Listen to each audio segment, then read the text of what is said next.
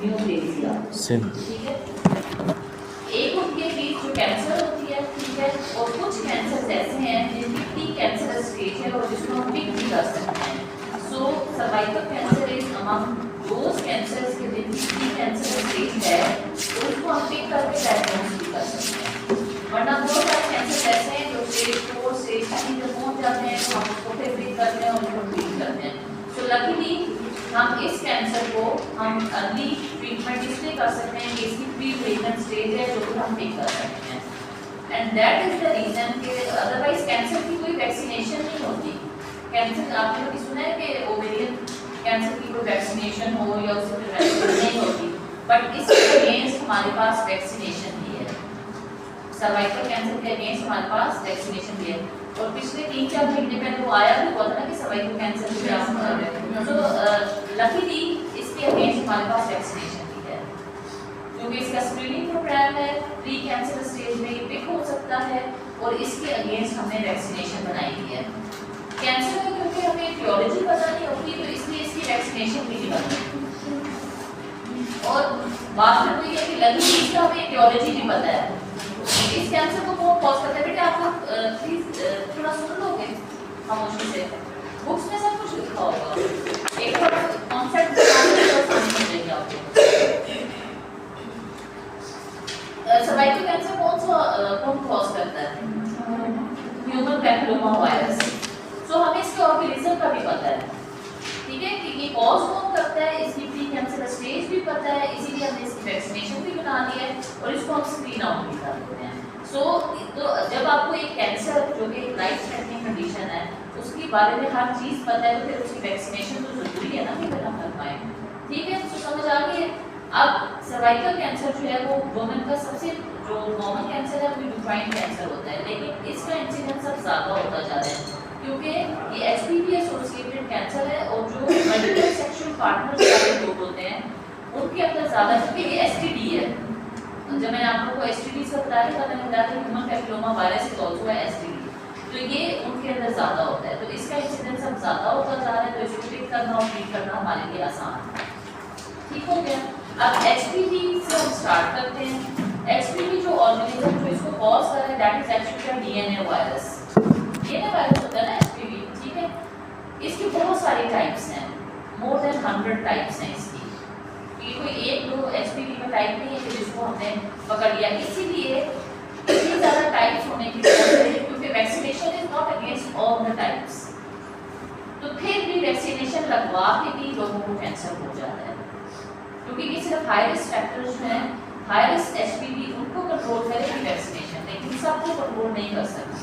तो vaccination is actually not a case के हमने वैक्सीनेशन लगा लिया तो हमें सर्वाइकल कैंसर नहीं हो सकता, आपको फिर भी हो सकता है, क्योंकि HPV की बहुत ज़्यादा टाइप्स हैं, मोर देन 100 टाइप्स। आप किस किस को पकड़ के किस किस के अगेंस्ट वैक्सीनेशन लगाओगे?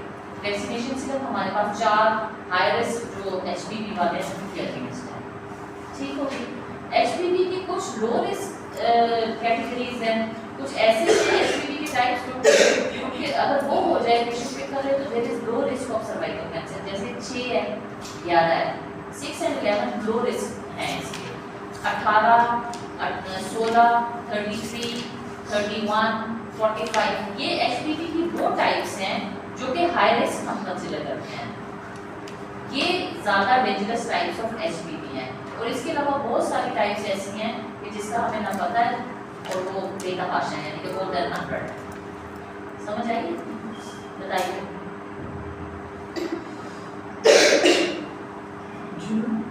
मैंने कहा बताओ बेटा क्या समझ आई है? सर्वाइकल कैंसर क्या चीज़ है? सर्वाइकल कैंसर की इनफैक्ट सर्वाइकल HPV क्या है? मैम ये ह्यूमन पैपिलोमा वायरस कॉज करता है। हाँ हाँ आगे देखो। इसके बाद मैम इसकी टाइप आपने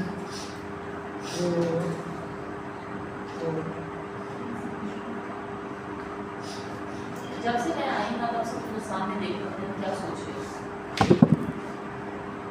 इसलिए मैंने आपको बताया। आपका दिमाग उधर नहीं है, सुन लोगे तो मुझे आपको फायदा होगा।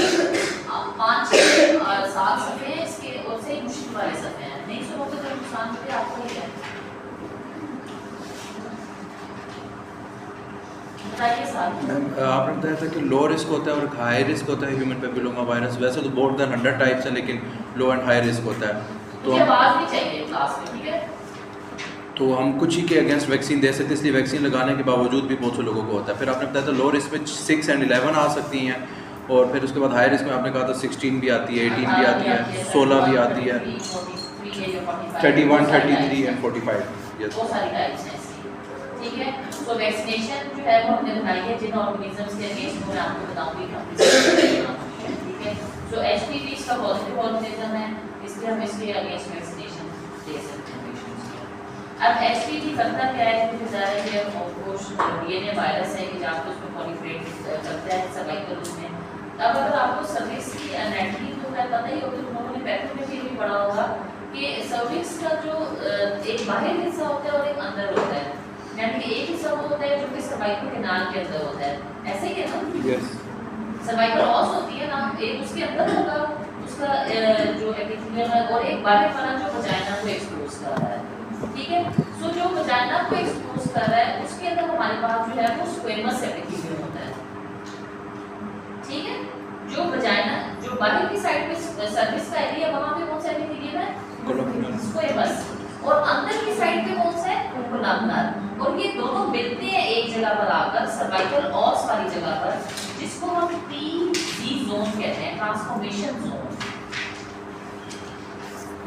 ठीक है? सर्विक्स का जो सर्विक्स एक ऐसा ऑर्गन है जिसके अंदर दो तरह के एपिथेलियम है, एक है कोलमनर और एक है स्क्वेमस। और ये दोनों जो एपिथेलियम है कि आपके आपका सर्वाइकल ऑस जो आपको नजर आता है, जब आप स्पेक्ट्रम करते हैं तो आपको क्या नजर आता है? सर्वाइकल ऑस नजर आता है ना? सो सर्वाइकल ऑस वो वाला पॉइंट होता है जहां पे बाहर वाला और अंदर वाला एपिथेलियम आकर, आप बेटा रोजा है आपका? आपको खांसी बहुत ज्यादा आ रही है ना, तो आपका रोजा है, अदरवाइज रोजेंटिस या कुछ दे दो। तो आपका अंदर वाला और बाहर वाला जो होता है ना एपिथेलियम, वो उस पॉइंट पे आके मिलता है एक दूसरे के साथ, ठीक है? And that is called as transformation zone. इस पे स्ट्रेस देने का मकसद ये है कि दिस इज द पॉइंट कि जहां पर आपका ह्यूमन पैपिलोमा वायरस आप तक अटैक करता है, और यहां से आपके सर्वाइकल कैंसर का आगाज होता है। बेटे आप लोग यहाँ से बोर्ड क्यों हटा देते हो?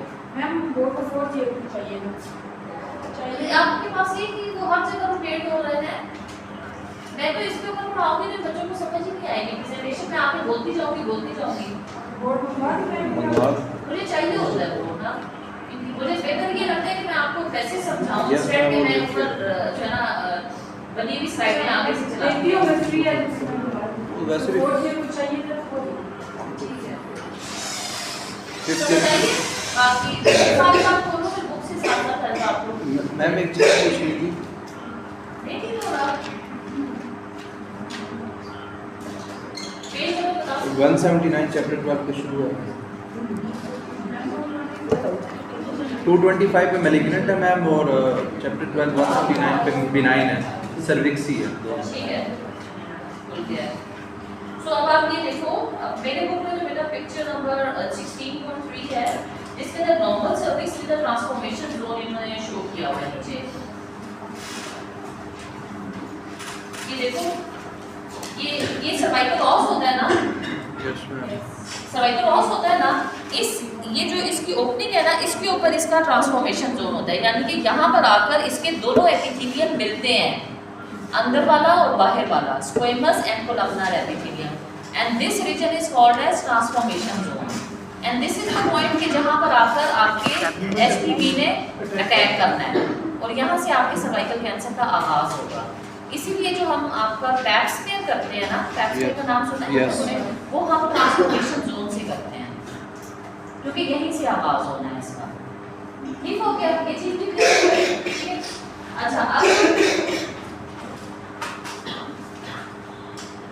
अच्छा अब ऐसा है कि जो प्री प्रेग्नेंट कंडीशन है ना सर्वाइकल कैंसर की, उसको हम कहते हैं सिन, सर्वाइकल इंट्राएपिथेलियल नियोप्लेसिया। इसके अंदर 3 तरह के ग्रेड्स हैं, सिन 1, सिन 2 एंड सिन 3, ठीक है? सिन 1 को हम लो ग्रेड कंसीडर करते हैं, क्योंकि इसके अंदर chances of progression to cervical cancer is very less, जबकि सिन 2 और सिन 3 को हम लोग हाई ग्रेड लीजन्स कंसीडर करते हैं क्योंकि इनके अंदर कैंसर होने का चांसेस ज़्यादा होते हैं। सो अगर आपके पैप स्मीयर में सिन 1 आता है तो उसके चांसेस ऑफ प्रोग्रेशन बहुत कम है, जबकि जो सिन 2 और सिन 3 है आपकी रिपोर्ट पे अगर आ गया पैप स्मीयर में तो इसका मतलब कि आप पेशेंट को कॉन्फिडेंस है कि आपके अंदर सर्वाइकल कैंसर होने के चांसेस ज़्यादा हैं। और ये वो कैंसर है, अक्सर कैंसर क्या होते हैं कि 6 महीने की हिस्ट्री होती है, ऐसा होता है ना, 2 महीने में कैंसर बन जाता है, पता नहीं चलता स्टेज को। इस कैंसर की अच्छी बात ये है कि this is a slow progressive cancer, ठीक है, कि अगले 10 साल या 20 साल के अंदर जाके सिन 1 या सिन 2 जो है वो सर्वाइकल कैंसर में ट्रांसफॉर्म होंगे एंड ओनली 20% ऑफ चांसेस हैं कि ये कैंसर बनाएंगे।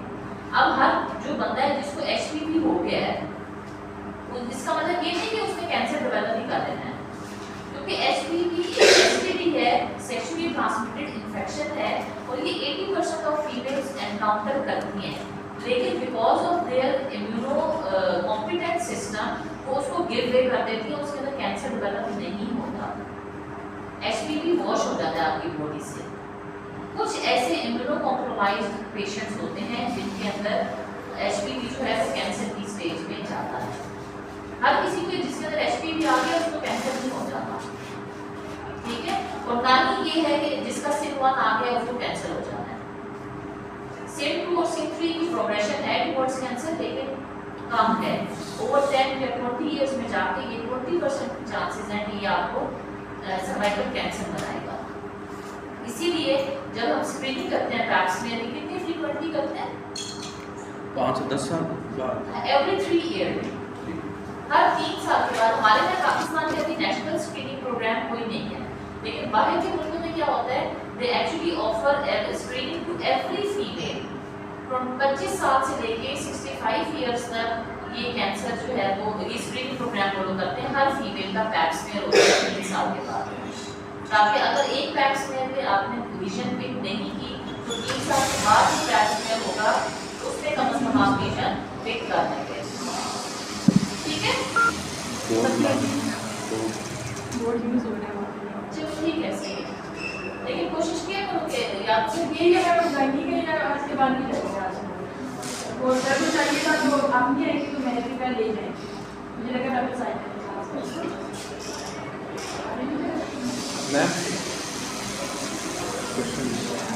मैम ये पेप्स भी रिमूव नहीं हो गया आप लिक्विड बेस्ड साइटोलॉजी के टेस्ट के साथ? ताकि डिफरेंट स्क्रीनिंग प्रोग्राम्स हैं।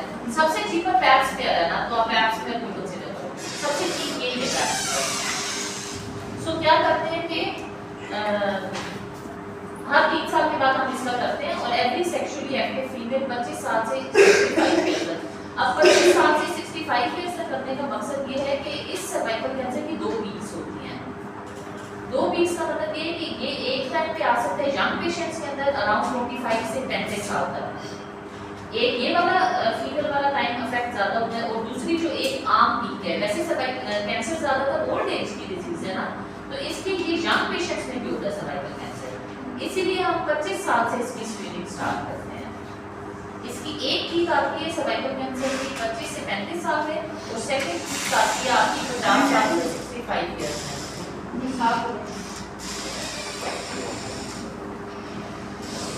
ठीक है,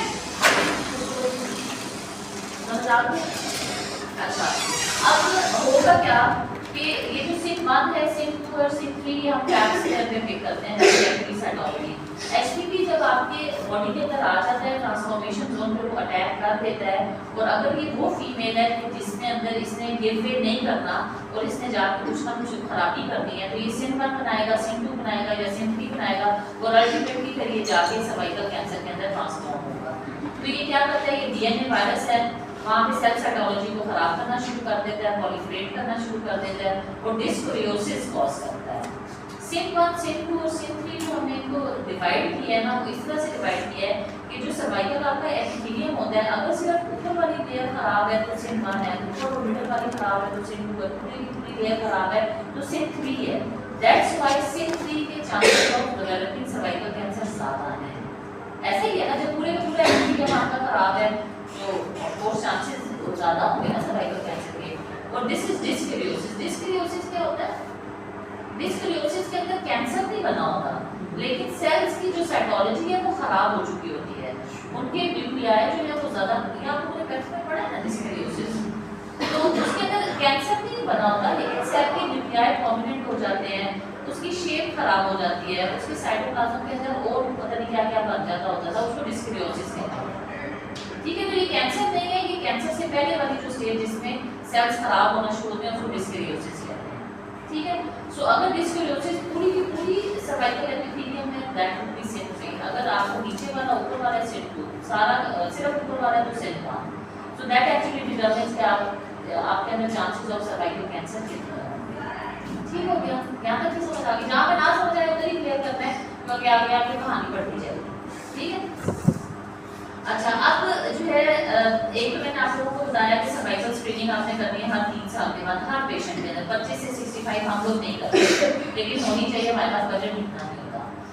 एक ये चीज़ है, दूसरी चीज़ ये है कि आपने जब आप पेशेंट का आपने एग्जामिन किया और उसके अंदर आपने पैथोलॉजी पे की और उसके अंदर सिन 1 आ गया पैप स्मेयर में, तो आपने क्या करना है। सिन 1 वो चीज़ है जो कि खुद भी रिग्रेस कर सकती है, 60% चांसेस ये हैं कि ये 6 मंथ्स के बाद जब आप पैप स्मेयर करवाएंगे ना तो ये खुद ब खुद सबसाइड हो जाएगा। तो हम जो सिन 1 अगर सिर्फ आपके पास पैप स्मेयर में आ जाए तो आप उसको ये कहते हैं कि आप 6 महीने के दोबारा पैप स्मेयर करवाएं, मोस्ट प्रोबेबली आपका ये सिन 1 नहीं आएगा, ये हो सकता है कि आपका नॉर्मल स्मेयर आ जाए। ठीक है, तो फिर ओवर ट्रीट करने की क्या जरूरत है पेशेंट को, 6 महीने के बाद आप दोबारा पैप स्मेयर करें, 6 महीने के बाद अगर वो ठीक आ जाता है तो उसको ट्रीटमेंट की रिक्वायरमेंट नहीं है, वो अपने जनरल फॉलोअप 3 इयर्स में चली जाएगी। ठीक हो गया, अब पेशेंट है जिसका आ गया पैप स्मेयर आपने किया और उसकी सिन 2 कैटेगरी आ गई या सिन 3 कैटेगरी, ये तो मसले वाली बात है। Pap smear is only a screening test, ये डायग्नोस्टिक टेस्ट नहीं है, इस आपको जैसे ओजीटीटी का मैंने आपको बताया था ना कि वो स्क्रीनिंग टेस्ट है, ये भी एक स्क्रीनिंग टेस्ट है। आपने जब सिन 2 और सिन 3 उसने बता दिए तो फिर आपने उसको कंफर्म करना होता है विद द हिस्टोपैथोलॉजी, ये साइटोलॉजी थी, आपने फिर बायोप्सी लेके उसको हिस्टोपैथोलॉजी से कंफर्म करना है, तब आपका डायग्नोसिस बनेगा कि ये सिन 2 है सिन 3 है, या हो सकता है सिन 2 और सिन 3 के अंदर कैंसर भी हो, कैंसर और साथ में आपने जो स्मेयर लिया है क्योंकि वो तो हम सिर्फ ऐसे ऑल अराउंड लेते हैं ना, सेल्स उखेड़ते हैं उसके सर्विक्स के, अभी पैप स्मेयर किया तो नहीं होता ना, वो दबा देंगे आप लोगों को, तो वो आप सिर्फ सेल्स जो है वो उसको उतारते हैं और उसको स्लाइड्स पे लगा कर उसको साइटोलॉजी एग्जामिन कर देते हैं, उसके मुताबिक आप उसको कह देते हैं कि सिन 1 है सिन 2 है सिन 3 है, तो ये एक स्क्रीनिंग टेस्ट है। हो सकता है किसी को सैंपल ही सही ना लेना आता हो, ऐसा हो सकता है ना, या उसने पूरे सर्विस से सैंपल ही ना लिया हो, तो फिर हम अगर सिन 2 सिन 3 आ जाए तो फिर हम उसको कंफर्म करेंगे विद हिस्टोपैथोलॉजी। और हिस्टोपैथोलॉजी हम कैसे करते हैं, इसकी एक डिवाइस होती है जिसको कोल्पोस्कोपी कहते हैं। कोल्पोस्कोपी एक वो डिवाइस, जैसे माइक्रोस्कोप होता है ना या टेलीस्कोप होता है, स्कोप से आपको वैसे पता चलता है जो चीज़ मैग्नीफाई करके दिखाएगा आपको, सो एक इंस्ट्रूमेंट होता है, एक डिवाइस होती है बनी हुई है आगे, ये 16.5 की मेरे बनी है, ये देखो इसकी जैसे माइक्रोस्कोप होता है इस तरह के इसके अंदर लेंसेज लगे होते हैं, ये आपको 5 से 20 टाइम्स जो है आपको मैग्नीफाई करके दिखाता है। ठीक है, आप क्या करते हैं कि आप स्पेकुलम करते हैं ना जब पेशेंट का, उसके बाद आप कोल्पोस्कोप से उसको एग्जामिन करते हैं तो आपको सर्विक्स को बड़ा करके दिखा देगा।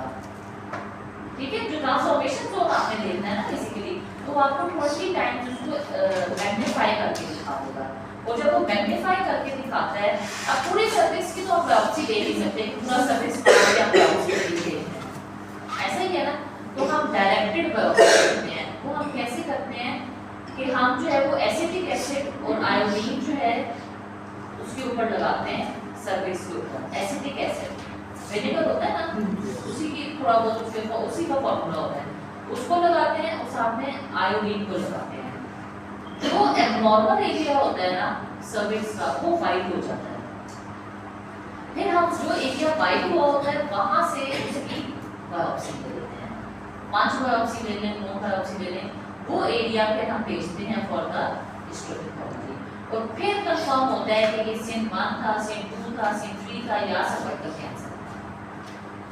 समझ आई इस बात की?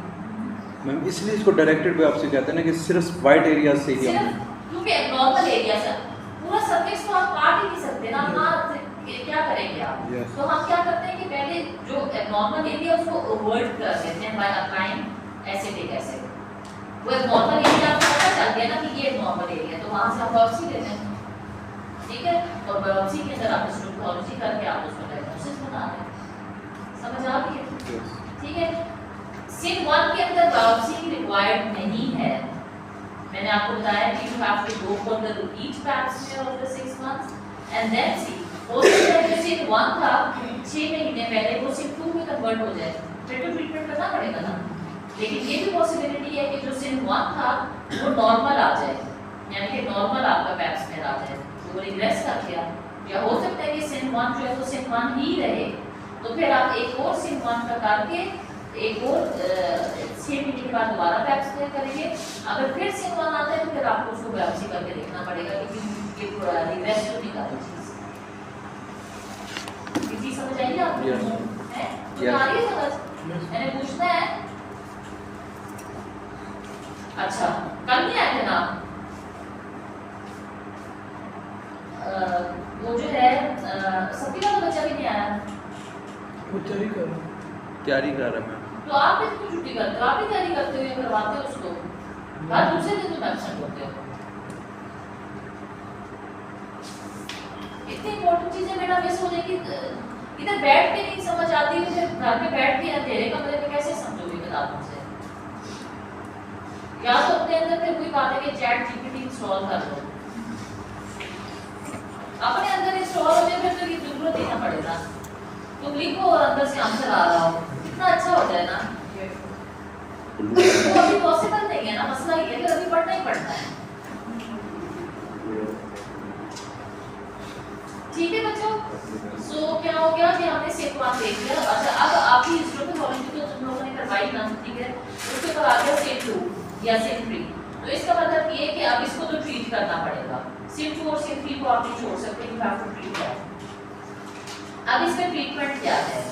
अच्छा, एक और जो चीज़ मैं आप लोगों को बताऊं कि मैंने जो बताया ना कि हमारे पास पैप्स में है, एक दो और चीज़ें आ चुकी हैं। एचपीवी को आप ब्लड से भी चेक कर सकते हो, ठीक है, पीसीआर करके और एचपीवी चेक हो जाता है, लेकिन हम लोग नहीं करते, हमारे पास वो टेस्टिंग नहीं है। इसके अलावा जैसे लिक्विड साइटोलॉजी का ये जिक्र कर रहा था, उसके अंदर क्या करते हैं कि जैसे पैप्स में तो हम स्पैचुला से जो है वो पूरा लेते हैं ना, ये लोग क्या करते हैं कि साइडो ब्रश होता है, छोटा सा ब्रश होता है, जैसे फीडर को हमारा ब्रश नहीं होता, Yes. बिल्कुल एक माइक्रो आप सोच लो कि उस तरह का ब्रश होता है, वो आप सर्वाइकल कैनाल में डालते हो, वो सेल्स को जो है वो इरोड करता है और फिर आप उससे स्लाइडिंग बनाते हो, तो वो ज़्यादा अच्छा वे है ना। तो हमारे पास ऐसे साइडो ब्रश होता नहीं है, तो हम जो है वो ट्रेडिशनल वे से ही करते हैं पैप्स में, कि वो स्पैचुला होता है हमारे पास, हम उसी से ट्रांसपोर्टेशन जोन करने की कोशिश करते हैं। मैम ये साइटो ब्रश जो है इस सर्वाइकल कैनाल में डालेंगे तो वो सेल्स को इरोड करेगा, यानी उतार देगा। उतारेगा ना वो, आप देखो उसको घुमाओगे ना सेल, यस ठीक है, मैंने इसीलिए फीडर की मिसाल दी है, जैसे फीडर के ब्रश नहीं होते, Yes. बिल्कुल छोटा सा एक ब्रश होता है, सर्वाइकल कैनाल में डाला, उसको घुमाया, सेल्स जो शेड ऑफ होंगे उसकी आप स्लाइड बना के उसको, और इस तरह में सर्विक्स नहीं काटना पड़ेगा जिस तरह पैप्स में नहीं, बायोप्सी में बायोप्सी में भी नहीं काटा था हमने, भी सर्विक्स काटा ही नहीं है, हमने बायोप्सी की है, वो जो काटने से बचाने के लिए सब कुछ किया। नहीं मैम, जिस तरह ये वाइट डायरेक्टेड बायोप्सी ली थी ना वाइट एरियाज की, तो ये वाला जो हमने, छोटा सा पंच लिया था ना, पंच बायोप्सी। और साइटोलॉजी में ये पंच भी नहीं लेना पड़ता हमें। साइकोलॉजी के अंदर आप सिर्फ क्या करते हो कि वो घुमाया बस। 360 डिग्रीज में ना, 360 डिग्रीज में एक स्पैचुला होता है, यस उसको घुमाते हो, तो उससे क्या होता है, अच्छा आपने मोबाइल पे खोलो पैप्स है, खोल पैप्स में ठीक है, हम आ गए हैं। इमेजेस दिखाओ, कोई आइस स्पैचुला की कोई चीज आई है?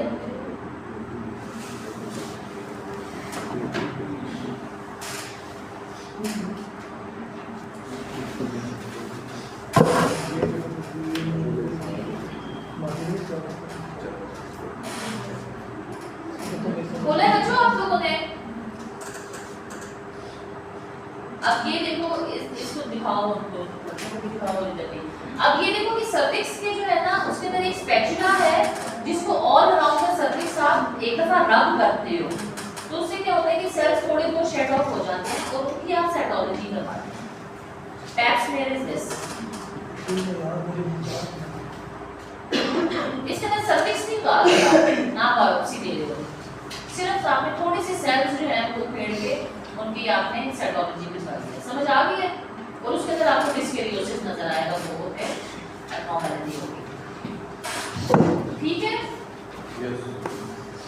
अच्छा अब आ गया है सिम 2 और सिम 3। आपने बायोप्सी की, अगर तो आपने बायोप्सी की और उसकी रिपोर्ट में सर्वाइकल कैंसर आ जाता है तो डायरेक्ट आप सर्वाइकल कैंसर की मैनेजमेंट पे चले जाएंगे। लेकिन अगर वो सिम 2 या सिम 3 आ जाता है तो फिर आपको इसको ट्रीट करना पड़ेगा। दो ही तरीके हैं ट्रीटमेंट के, ठीक है। एक तरीका ये है, अब सिम 1 सिम 2 और सिम 3 आया ना उसमें, ठीक है। तो अब दो तरीके हैं उसको ट्रीट करने के। क्या तरीके हैं? एक तरीका तो ये है कि जो एब्नॉर्मल जो टिश्यू आपने देखा था ना, तो जिसकी आपने बायोप्सी ली है, उसको आप उतारते हैं सर्विक्स से, एक्सीजन करते हैं, ठीक है, एक्सीजन करते हैं उस एरिया की। या दूसरा तरीका ये हो सकता है कि हम उसको अब्लेट करते हैं। अब्लेशन का क्या मतलब होता है? जलाना, लेजर से जलाना। एब्नॉर्मल सेल्स है ना, लेजर नहीं है ये बेटे, और यानी कि अब्लेशन का मतलब ये कि आपने उसको जला देना है, अब्लेट कर देना है। या तो आप उसको जला रहे हैं या फिर आप उसको एक्सरसाइज करते हैं, यही दो तरीके हो सकते हैं।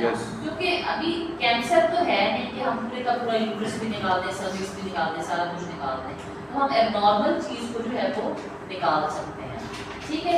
सो जो अब एक्सिजनल मेथड्स हैं और एक एब्लेटिव मेथड्स हैं। जो एक्सिजनल मेथड्स होते हैं उसके अंदर क्या किया जाता है कि उसको हम कहते हैं लेट्स। लेट्स क्या चीज होती है? दो दफा एल और ई, डी और G, large loop excision of transformation. दोबारा रिपीट कर। Large loop excision of transformation zone, नाम से पता चल रहा है ना कि आपने ट्रांसफॉर्मेशन जोन की एक्सीजन कर देनी है। अब वो करनी कैसे है कि जैसे रैकेट होता है ना, तुम लोग भी कहोगे बैठा असल में बोर्ड नहीं, मैं आपको ऐसे ड्रॉ करके दिखाऊं। जैसे एक लूप से नहीं होता, ऐसे रैकेट होते हैं ना जैसे, ठीक है। वायर का ना एक ऐसा लूप होता है, ठीक है, और उसको हम कनेक्ट करते हैं कॉटरी के साथ, गर्म होता है ना। तो जब आप उसको ऐसे किसी जगह से फेरोगे तो क्या होगा? वो छिलका सा उतार देगा ना, ऐसा ही है ना। तो फिर हम क्या करते हैं कि इस तरह से लार्ज लूप लेके और सर्विक्स के इर्द गिर्द 360 डिग्रीज में उसको रोटेट करते हैं, तो क्या होता है कि पूरा का पूरा ट्रांसफॉर्मेशन जोन जो है वो आपका एक्सरसाइज हो जाता है, एक छिलका सा उतर जाता है। पिक्चर दी हुई है इसी से। कहां है? 229 figure 16.8 large loop excision of transformation zone 16.8 16.8 yes. कहां है? ये तो बहुत बायोप्सी की है। ये दिखाओ दिखाओ। दूसरी बैठना नहीं आज ये लार्ज लूप एक्सीजन ऑफ। अच्छा, इसके अंदर इन्होंने देखो क्या किया कि ये सर्विक्स था ना, ठीक है, तो उन्होंने एक वो छिलका सा उसका छोटा सा डाल दिया, ठीक है। ये देखो नीचे से, यस मैम, नीचे से क्या किया इन्होंने, वो पूरा सर्विक्स नहीं निकालना, ठीक है, सिर्फ आपने उसका एक थोड़ा सा एक्सरसाइज कर देना है नॉर्मल एरिया को। So this is actually called as lets, ठीक है, समझ आ गई। अब दूसरा तरीका क्या हो सकता है कि हम क्या करें, उसको एब्लेट करें, ठीक है। एब्लेट हम कैसे कर सकते हैं? क्रायोथेरेपी का नाम सुना? यस। तो क्रायोथेरेपी करके या कोल्ड कोएगुलेशन करके, नाम इसका कोल्ड है लेकिन करता ये जलाता ही है उसको। हम क्या करते हैं कि हम जो इसके अंदर क्या होता है कि एक ऐसी वायर होती है उसको थोड़ा सा लगाओ, आप उस बॉल को जो है ना पूरे ट्रांसफॉर्मेशन जोन के ऊपर टच करते जाते हैं, ठीक है। तो क्या होता है कि वो सारी जो जगह है वो अपग्रेड हो जाती है, जल जाती है। ये कौन बायोप्सी है? ये वाला? नहीं बेटा, अच्छा, ये कोल्ड कोगुलेशन। कोल्ड कोएगुलेशन का बता दी।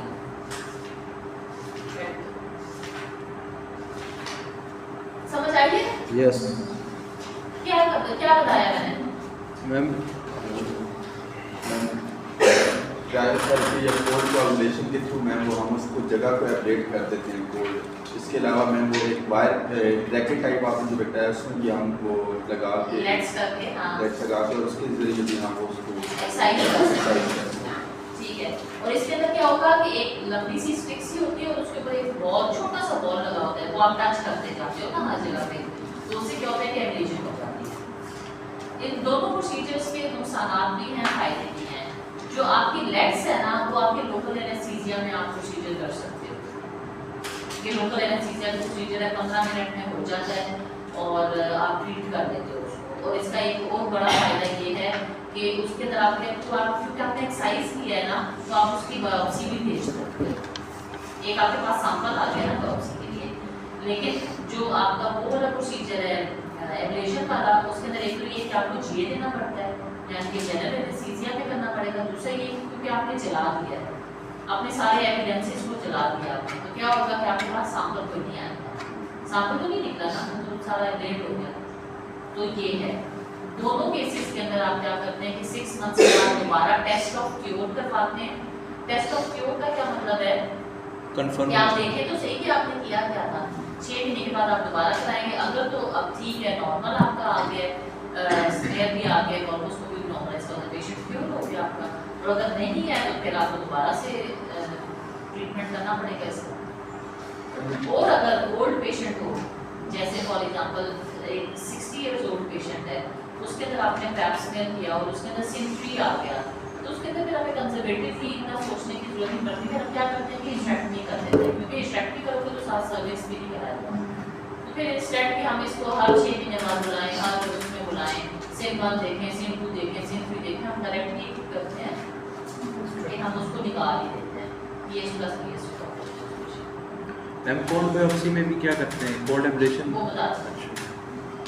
अब जैसे देखो हमने एक एरिया निकाला था, अच्छा इसका और नुकसान जो मैं तुम्हें बता रही थी वो पहले सुनो कि एक दफा आपने सर्विक्स को देखो थोड़ा सा पोर्शन निकाल दिया है ना, या आपने उसको जला दिया, तो सर्विक्स जो है वो थोड़ा सा वीक हो जाता है। तो आप नेक्स्ट टाइम अगर वो प्रेग्नेंट होती है तो मिसकैरेज के चांसेस भी ज़्यादा होते हैं और सर्वाइकल इनकॉम्पिटेंस या प्रीटर्म लेबर के भी चांसेस ज़्यादा होते हैं। तो ये एक थोड़ा सा प्रॉब्लम आता है इसके अंदर दोनों, ठीक है। अच्छा as far as cone biopsy is concern, एक तो हमने ये किया ना कि हमने पंच बायोप्सी की, थोड़ी सी पंच बायोप्सी की। एक तरीका जो ज़्यादा थोड़ा डिस्ट्रक्टिव है वो हम नहीं करते, वो है कोन बायोप्सी। अब कोन बायोप्सी क्या होती है, आइसक्रीम की कोन देखिए, ठीक है, उसके अंदर क्या करते हैं क्योंकि ट्रांसफॉर्मेशन जोन का ज़्यादा एरिया थोड़ा अंदर की साइड पे होता है, तो एक बार उस एरिया को मिस कर देते हो। क्या करते हैं ये लोग कि आप सर्विक्स के और से ऊपर जाते हैं और पूरा का पूरा कोन जो है ना वो निकाल देते हैं सर्विक्स का और उसको बायोप्सी के लिए भेजते हैं। उसका फायदा क्या होता है, उसका फायदा ये होता है कि एक तो आप डायग्नोसिस भी कर लोगे और दूसरा ये कि हो सकता है कि आप ट्रीट ही कर लो उसको, सर्विक्स ही सारा अंदर से कोन निकाल के उसकी, सो ये ट्रीटमेंट भी है और ये डायग्नोस्टिक कोन बायोप्सी। और इसकी तस्वीर मैंने अभी देखी है कि वो बनी हुई है, उसी में बनाई हुई थी। हाँ उसी के ऊपर कौन बनाया हुआ था 16.8, हाँ उसके ऊपर ही है ना, देखो कौन सा निकाला है ना इन्होंने। Yes ma'am. तो ये क्या डायग्नोसिस भी कर लो, ट्रीटमेंट भी हो जाएगा, ठीक है। अच्छा अब ये समझ आ गया आपको सेंस आ रहा है, ठीक है।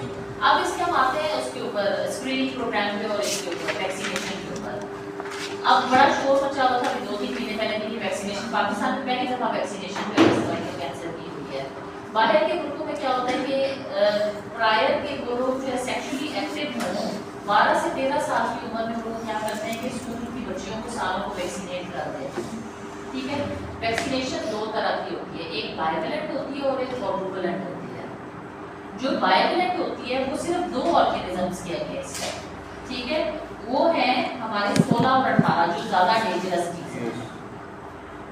जो बाइवैलेंट वाली वैक्सीन है वो सिर्फ 16 और 18 को कवर करती है। अब देखो 100 से ऊपर इसकी हैं टाइप्स और ये सिर्फ 2 को कवर करती है।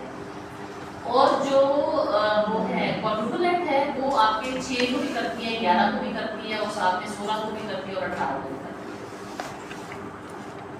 समझ आ गई है? तो बेहतर तो ये कि आप ये 4 वाली है ना, ठीक है, ताकि चांसेस ऑफ सर्वाइकल कैंसर कम हो। लेकिन अब देखो अगर आपने 12 से 13 साल की बच्ची को वैक्सीनेट कर ही दिया है तो हमने सिर्फ 4 टाइप्स के अगेंस्ट वैक्सीनेट किया है। इसीलिए फिर भी उसको 3 ईयरली आपने नेशनल स्क्रीनिंग प्रोग्राम में रखा है, क्योंकि चांसेस ऑफ सर्वाइकल कैंसर तो है ना, तो हर वैक्सीनेशन भी वो करवाएगी और साथ में वो भी करवाएगी, स्क्रीनिंग भी करवाएगी, तभी वो सर्वाइकल कैंसर से बच सकती है। और हर 3 साल बाद स्क्रीनिंग वो होगी डिस्पाइट वैक्सीनेशन। लेकिन हमने क्या किया है कि हमने वैक्सीनेशन लगा दी है, अभी कुछ अजीब ना स्क्रीनिंग प्रोग्राम है, ना कुछ और है, ना पता है, बस क्योंकि हमारे पास की अभी डेवलप ही नहीं है सिस्टम से मैम इसका क्या साइड इफेक्ट्स है क्योंकि लोग बहुत ज़्यादा नहीं तो सारे सीधे साइड इफेक्ट्स में क्या होने हैं ह्यूमन पैपिलोमा वायरस के अगेंस्ट है तो इसकी क्या साइड इफेक्ट्स मैम, हैं इस- तो हमारे हम तो खुद ही नहीं लगवाते तो सर्वाइकल वैक्सीन हमने कहाँ लगवानी मैम इससे भी बड़ी वैक्सीन एक है ना non valent vaccine, non valent quadrivalent से भी ऊपर। अच्छा वो भी है मैम उसमें लिखा 6, 11, 16, 18, 31, 33, वो भी अब ब्रॉडर 34। स्पेक्ट्रम में होगी ना यस मैम 2022 में इंट्रोड्यूस हुई। लेकिन ये कहते हैं कि आपके 100 टाइप्स ऑफ एचपीवी कवर नहीं होंगे यस मैम आपको स्क्रीनिंग प्रोग्राम हर सूरत में आपको करना ही पड़ता है स्क्रीनिंग आपको करनी पड़ेगी हर 3 साल के बाद ठीक है समझ आ गई आपको सेफ्टी और सब बेटे आपको समझ आई है बताइए कैसे हम स्क्रीन आउट कैसे करते हैं पेशेंट को सर्वाइकल कैंसर से बचने के तरीके अभी तुम्हारे थे नजरे करना मेरी हुई है तो अब कौन सी 3 weeks वो हमें पता चल गया है आप मुझे ये बताएं कि बुक बंद करें और मुझे ये बताएं कि एक पेशेंट है आपके पास ठीक है और उसको सिर फ्री है ठीक है वो कहती है कि मेरी बेटी भी है और जो है ना वो है 15 साल की आप मुझे बताएं कि हम उसको कैसे बचा सकते हैं इस चीज़ से जो कि मुझे हुई है मैंने आपसे नहीं पूछा और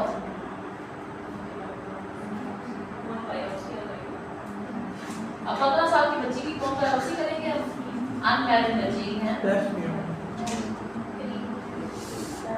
बेटे आप दोनों भी जो है ना ऑल द टाइम आप लोग नीचे देख रहे होते हैं आई डोंट नो कि क्या मसला है बेटे बुक ज्यादा जरूरी है या मैं अगर बुक ही पढ़नी है तो फिर मेरी क्या जरूरत है मैं आप लोगों को यहाँ पे कहती हूँ कि ठीक है आप बुक रीड करें और मुझे बताएं ये ज्यादा आसान तरीका नहीं है मेरे लिए पढ़ाने का कि मैं आपसे कहूँगी चलो रीडिंग करो और मैं भी साथ ही पढ़ती हूँ और तुम भी पढ़ो इतना बोलने का रोजे में फिर बेटे क्या फायदा है मेरा अगर आपने बुक से ही पढ़ना है तो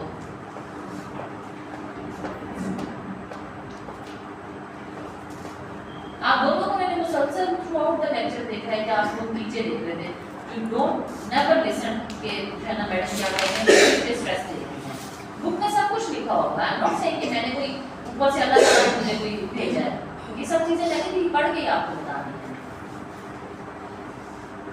बट वी आर हियर कि आप लोगों के लिए चीजें आसान हो जाएं पढ़ना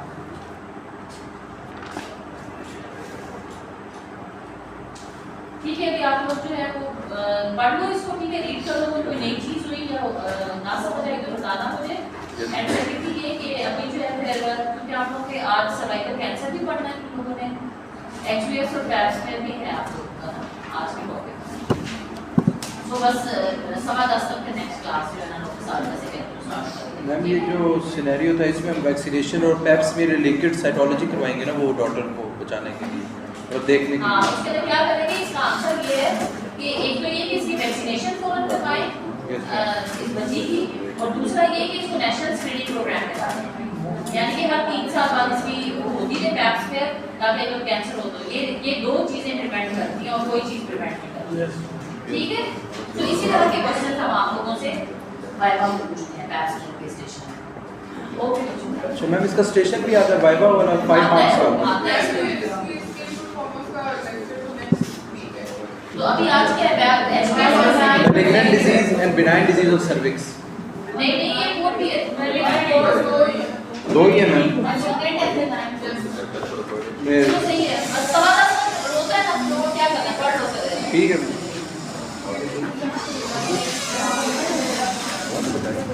आप हम सब हर किसी की नज़र में आ जाते हैं आप कितना लोग बचाते हैं